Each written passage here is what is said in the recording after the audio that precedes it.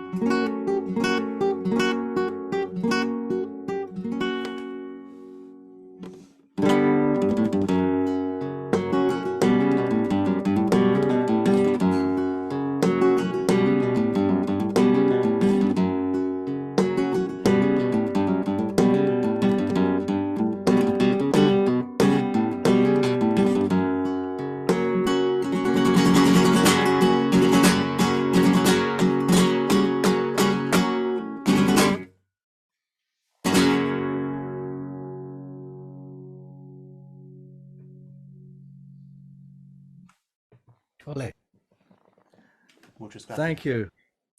Absolutely wonderful. Wow. Thank you so much. Flamenco guitar is very much part of the whole culture and of dance and singing.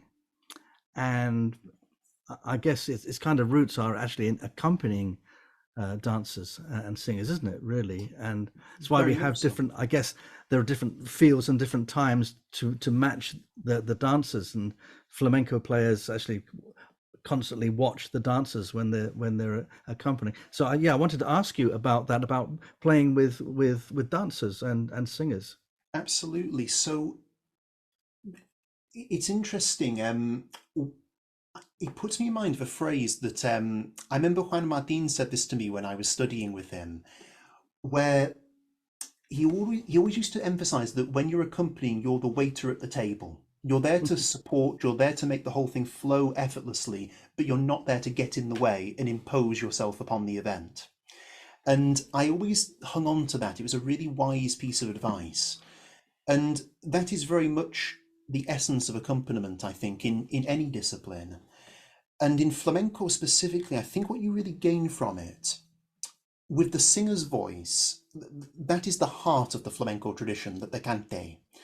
And learning to accompany that, it gives you a lot of ideas as to how you can phrase on the guitar in a way that is more lyrical and more reflective of the heart of the tradition. It's Mm. not just a kind of technical exercise of you showing how good you are. It's actually trying to draw on something much deeper than that, that taps into those ancient arabesque roots. And with the dancer, I don't think you can improve beyond a certain point unless you've had that experience, because there are certain rhythmic elements that you have to tap into that you just can't do unless you've had that experience. I suppose in much the same way that as a jazz musician, unless you can certainly specialize in solo playing, but in order to get a good swing feel, it really helps to play with an ensemble. Mm. Essential. Mm. Yeah.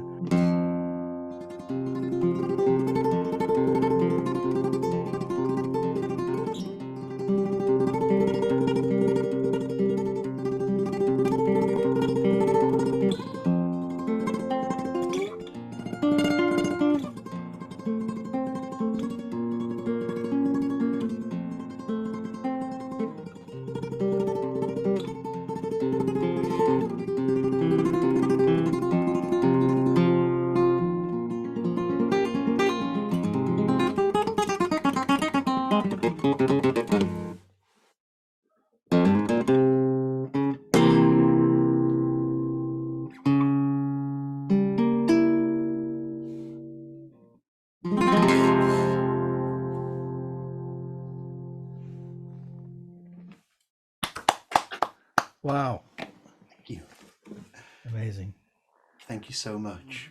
I've learned so much from singers, from Mm. working with singers and listening to singers, listening to phrasing. And I was some of the gang here. They've been along to my guitar retreats, and how I talk about singing.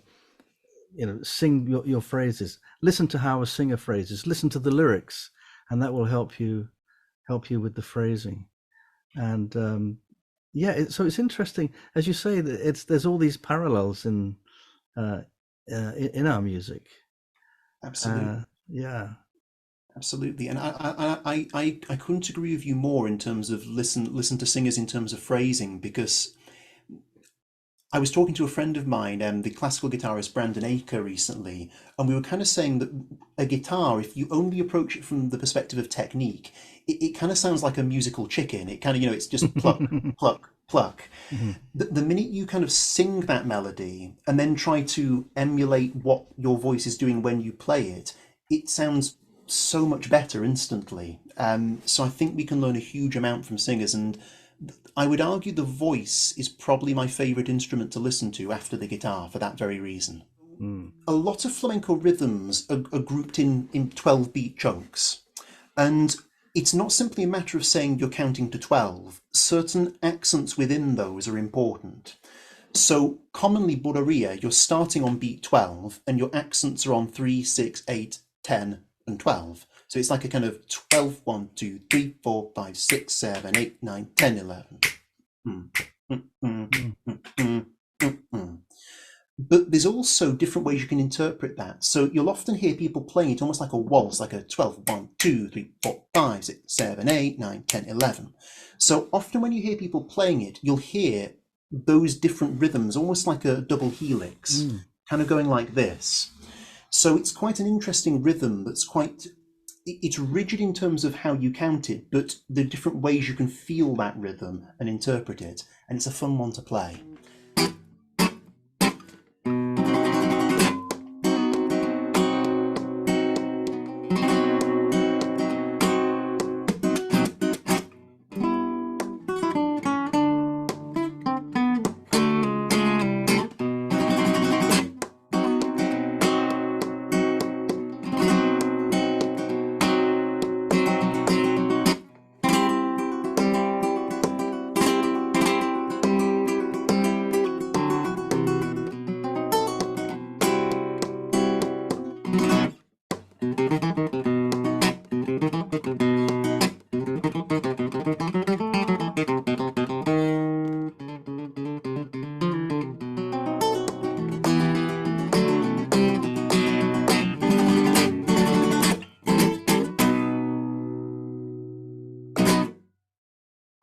Ole.